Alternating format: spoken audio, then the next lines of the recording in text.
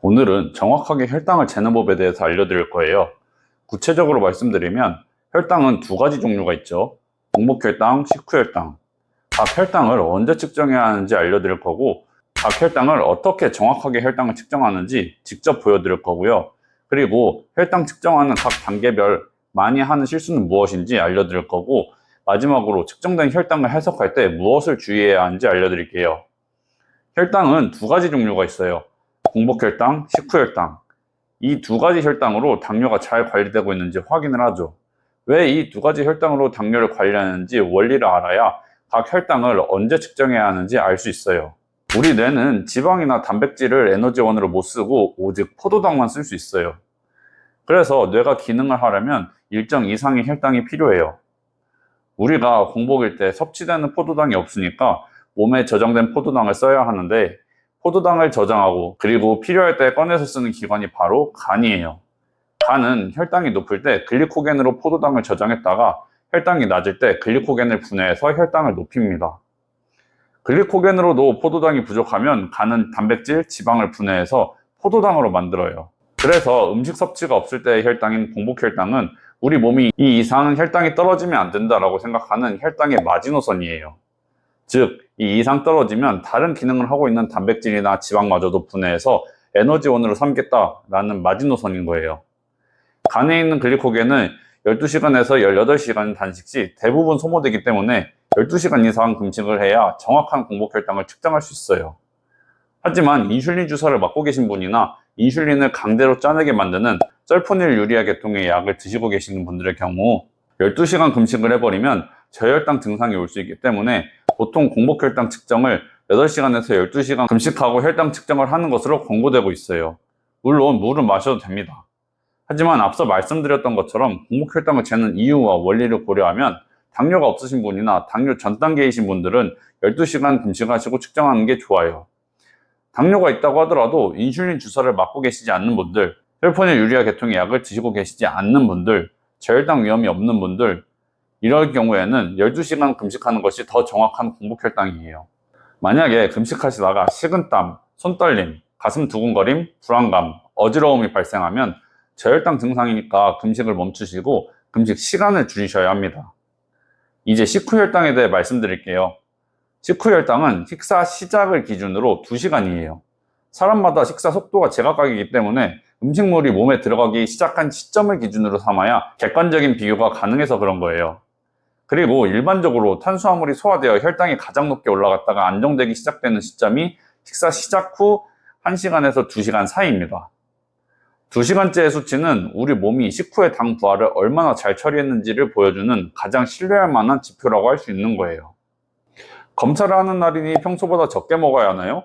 또는 정확히 몇 그램을 먹어야 하나요?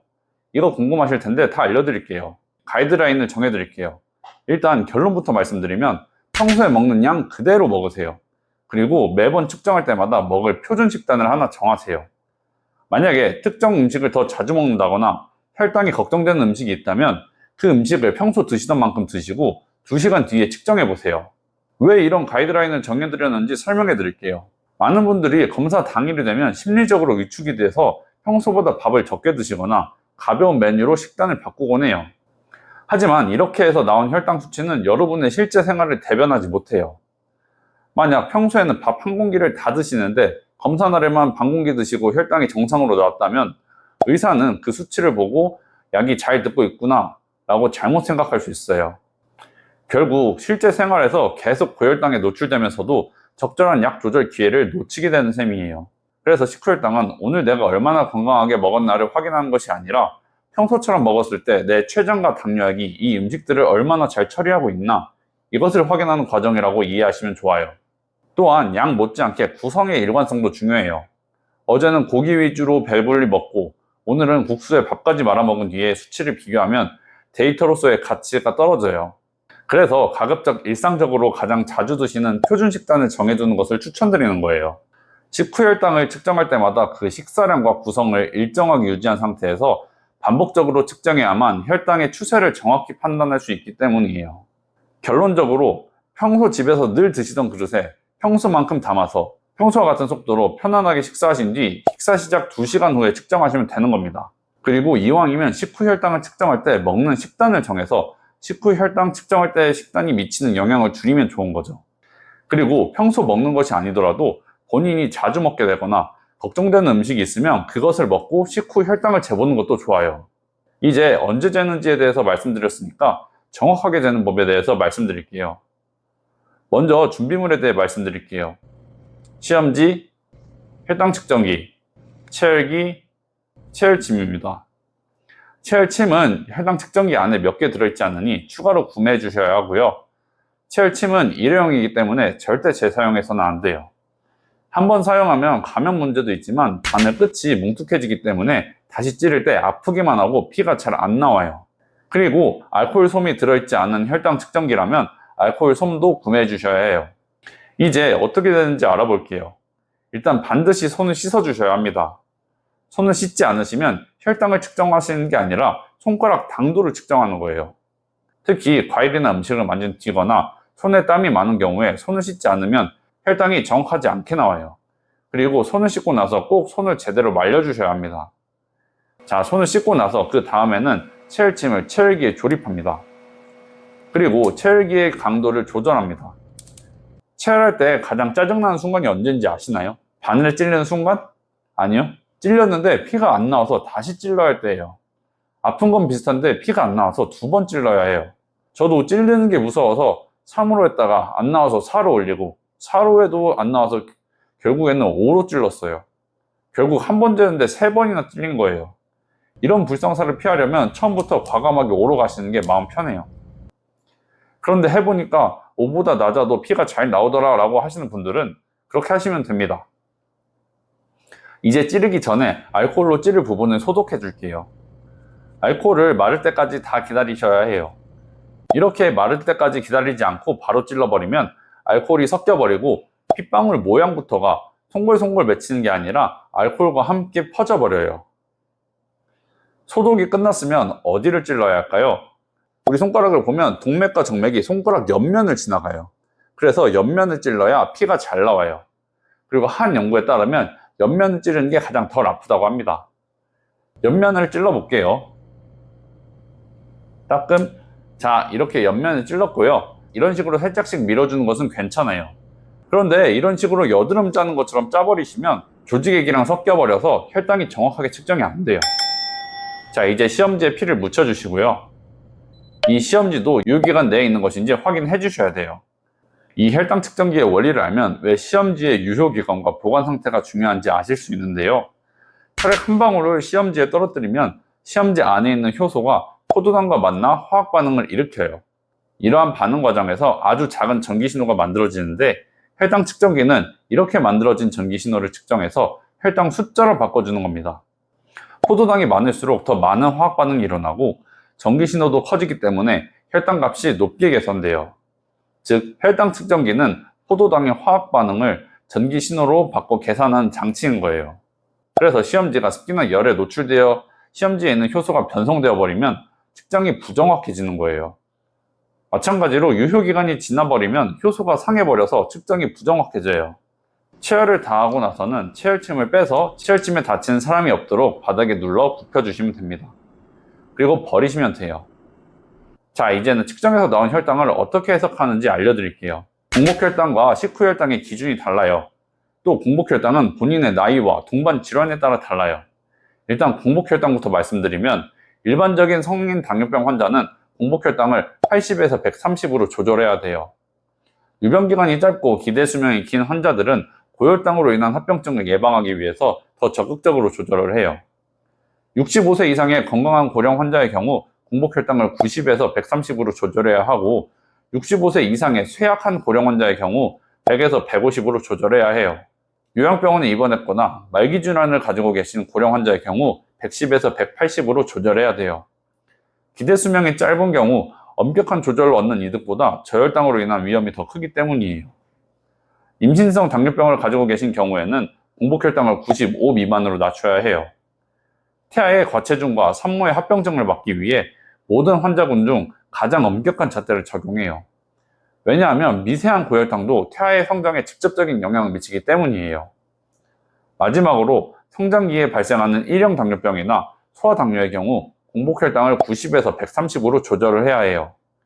왜냐하면 아이들의 경우 저혈당을 잘 감지하기 어려운 경우가 많고 저혈당이 뇌 발달에 영향을 줄 수가 있어서 성인보다는 약간 느슨한 기준을 적용해요.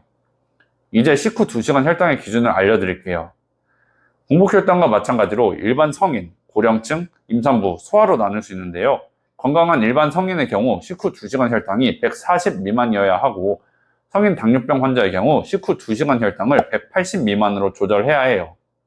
고령층은 200 미만, 임산부는 120 미만, 소아당뇨는 180 미만으로 조절해야 돼요.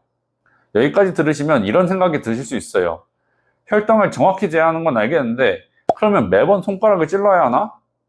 바로 이 지점이 많은 분들이 혈당 관리를 포기하게 되는 부분이에요. 공복혈당 한 번, 식후혈당 한 번, 운동 전후로 한 번, 밤에 저혈당이 걱정돼서 또 한 번, 이렇게 제대로 관리하려고 할수록 손가락을 찌르는 횟수가 늘어나죠. 이게 가능하신 분들은 그렇게 하시면 돼요.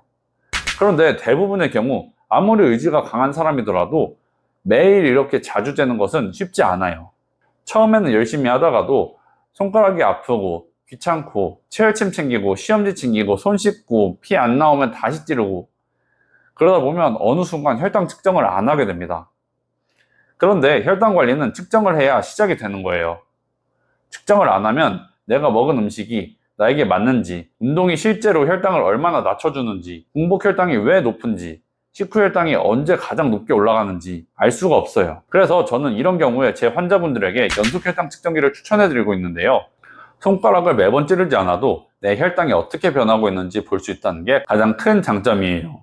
특히 당뇨 관리에서 중요한 건 한 번의 숫자만 보는 게 아니라 혈당이 올라가는 흐름과 내려가는 흐름을 보는 거예요. 왜 흐름이 중요한지 보여드리기 위해서 케이스 하나를 소개해 드릴게요. 66세 남성분이셨고 2형 당뇨를 24년 동안 앓고 계셨어요. 기저 인슐린 40단위와 경구 당뇨 약제를 사용하셨던 분이시고요. 환자분께서는 자가 혈당 측정으로 공복혈당을 평소에 잘 체크하고 있으셨고 기저 인슐린 용량을 조절해 오셨던 분으로 공복혈당은 잘 조절이 되었지만 당화혈색소가 8.5%로 평균 혈당 수치가 계속 높아 문제 파악 및 생활습관 교정을 위해 일주일간 연속혈당 측정기를 사용해 보기로 했어요.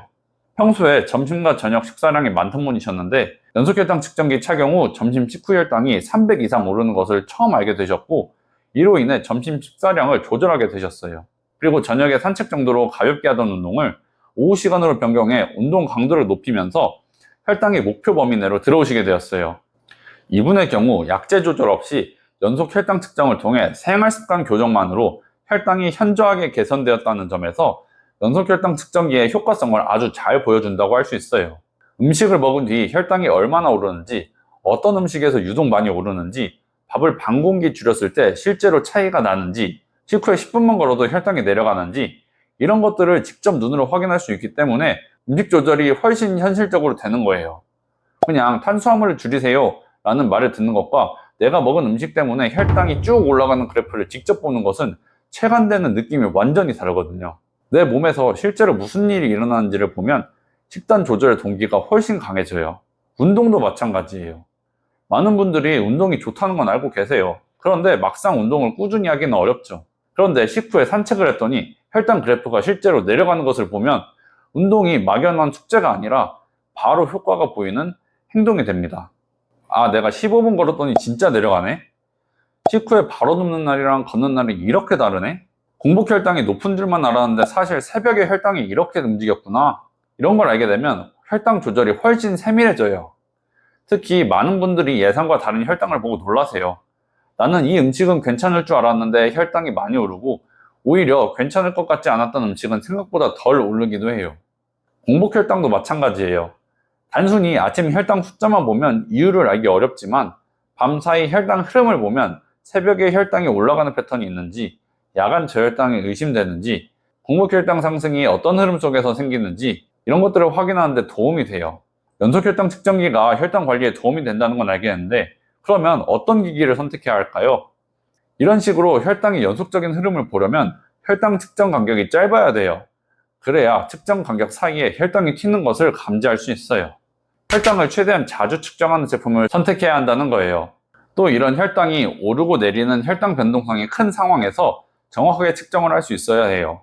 보통 혈당이 크게 변동하는 경우에는 기계의 오차도 커지기 때문에 혈당 변동성이 큰 상황에서는 정확하게 측정을 하기가 어려워요. 그래서 이런 변동성이 큰 상황에서 측정기의 정확도가 검증되어 있어야 해요. 그리고 무엇보다도 안전성이 증명되어 있어야 해요. 무조건 최신 기기가 좋은 게 아니에요. 사람의 몸에 들어간 기기이기 때문에 이게 어떤 부작용을 만들지 몰라요. 그래서 최대한 오랫동안 시장에 출시되어 있어서 부작용이 없었다는 것을 증명해온 기기를 사용해야 해요. 그래서 제가 추천해드리고 싶은 제품이 바로 리브레2예요. 제 환자분들에게도 많이 추천해드리고 있는데요. 왜냐하면 리브레2는 1분마다 혈당을 측정하기 때문에 연속 혈당 측정기 중에서도 측정 간격이 짧은 편이에요. 게다가 평균 오차율도 9.2%라 오차율도 적고 무엇보다도 시장에 오랫동안 출시되어 있어서 연구도 잘 되어 있고 혈당 변동성이 큰 1형 당뇨, 인슐린 주사를 맞는 2형 당뇨 환자들에게서도 정확도가 검증되어 있어요. 또 시장에 오랫동안 있었던 만큼 부작용이 없었다는 것이 증명되었어요. 그리고 다른 기기들은 보정을 위해 손가락을 찔러야 하지만 리브레는 공장에서 다 보정이 되었기 때문에 손가락을 전혀 찌르지 않아도 된다는 점이 큰 장점이에요. 하지만 아쉬운 점도 있긴 한데요. 손가락 혈당 측정으로 보정이 안 되다 보니 처음 부착할 때가 중요해요.